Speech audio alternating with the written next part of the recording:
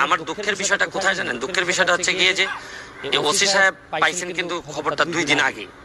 ওনার তো তৎক্ষণাৎ এসপি সাহেবদের জানায়া বা এসপি সাহেবের দ্রুত ব্যবস্থা নেওয়ার দরকার ছিল, ডিআইজি সাহেব।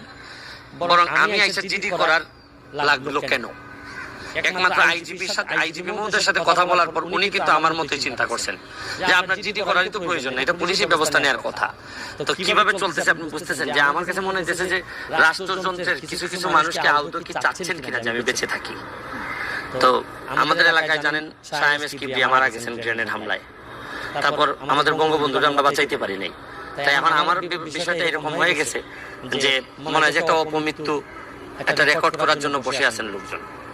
আমি আন্তর্জাতিক অপরাধ ট্রাইব্যুনালের প্রসিকিউটর ছিলাম, আমি এখন মেম্বার অফ পার্লামেন্ট। সবকিছু বিবেচনায় আমার যে সিকিউরিটির যে অবস্থা, এই সিকিউরিটিতে আসলে যারা সিকিউরিটি দেন তারা যে কি চাচ্ছেন আমি এটা বুঝে উঠতে পারতেছি না।